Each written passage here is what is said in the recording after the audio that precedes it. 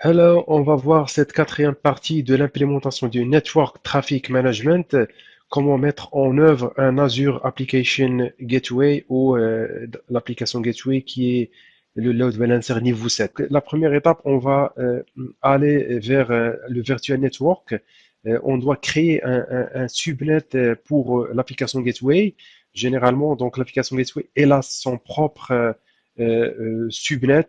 Il va donc avoir ce réseau qui est utilisé par l'application Gateway pour ne pas être partagé par d'autres assets, c'est-à-dire des machines virtuelles. Donc, l'application Gateway a besoin de ce subnet et on a bien slash 27. Pour cela, donc, on va aller vers Virtual Network et on va aller vers ce VNet.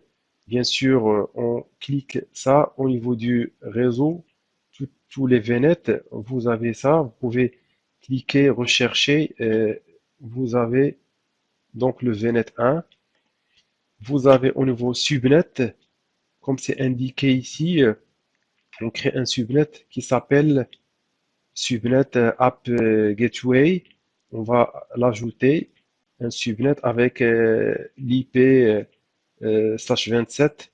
Donc, il n'y aura pas assez d'IP, il n'y a que 11 IP, 27 plus 5. Vous avez laissé tout ça par défaut. Vous cliquez sur Ajouter. Donc, dès que vous avez créé le subnet, on va ajouter l'application Gateway. Pour cela, on crée nouveau. Cliquez sur Application Gateway. Vous avez dans la liste, vous créez. Bien évidemment, vous avez ce tableau qui est pour renseigner les informations. Le ressource groupe, on va utiliser ce ressource groupe comme nouveau ressource groupe. On va créer un nouveau ressource groupe. Voilà. Et les informations, on va utiliser la version standard V2. Le nom, on peut appeler un nom ce qu'on veut. On va prendre le nom qui est indiqué dans le lab. La région, on reste sur Ouest Europe.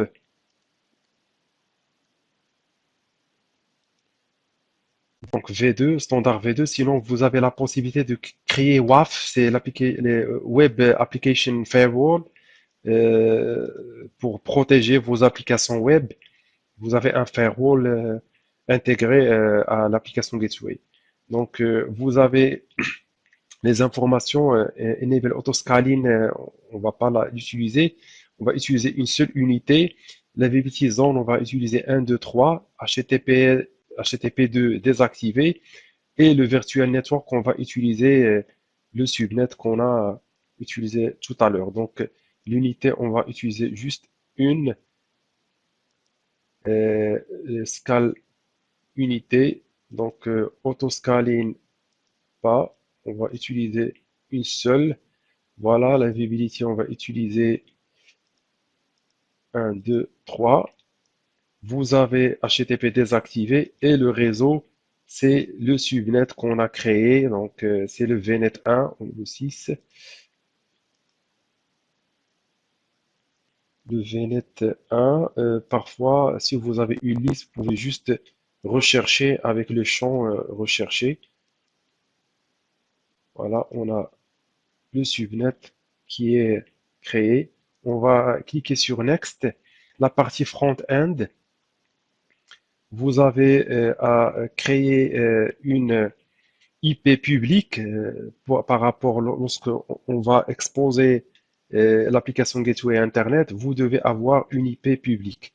Donc, on crée une IP publique, on va appeler ça IP, comme c'est indiqué, next.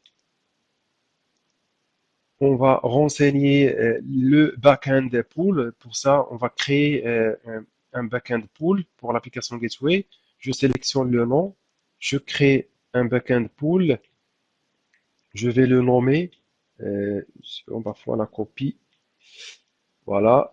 Au niveau du backend pool, on va Les informations, c'est FQDN, ce sont des IP qu'on va renseigner. Donc, FQDN des IP. Et la deuxième, c'est l'IP. Sinon, vous avez la possibilité, si vous avez des web apps ou un choix, donc les machines virtuelles, les apps services, VMSS et FQDN comme type de backend pool. Je clique sur Add. Donc, le backend pool a été ajouté. Après, on va créer une rule, c'est une règle de routage. On va prendre une copie, juste ça, du listener. On va cliquer sur Next. On va cliquer ici. Donc, le listener, on va appeler ça. Donc, listener name, rule name et listener name. Donc, vous avez listener name et là un autre nom. On va récupérer ça. Vous avez le front-end public qu'on a déjà créé du type HTTP, le port 80 basique, HTTP port 80 basique.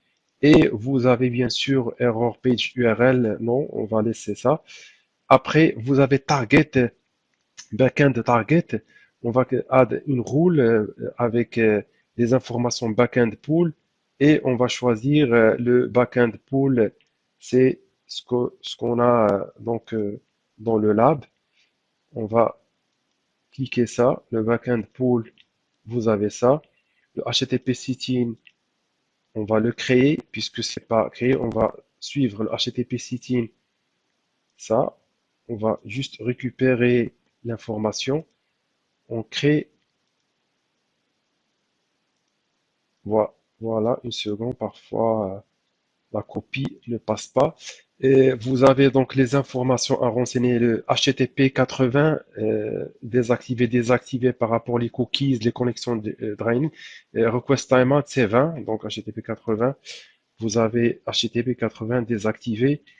Le request, l'information c'est 20, c'est toutes les informations que vous devez obligatoirement renseigner. Vous cliquez sur Add et une deuxième fois sur Add. Donc, vous avez les informations ont été créées deux fois.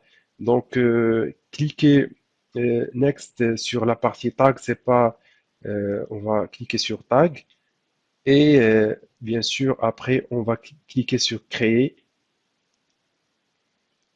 Donc, en quelques secondes, l'application Gateway sera créée avec les informations qu'on a renseignées.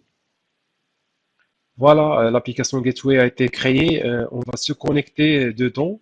On va récupérer, bien évidemment, l'application Gateway, récupérer l'IP public de l'application Gateway. Voilà. Ce qu'on va faire, on va ouvrir une fenêtre privée. On va coller l'IP, enlever ça. On verra, voilà, donc ça a été connecté vers la VM2. Si je fais un refresh, donc voilà, donc ça a été changé VM3. Donc c'est un load balancer niveau 7 qui permet de répartir la charge sur plusieurs VM ou comme on a vu VMSS, des app services, comme vous voulez.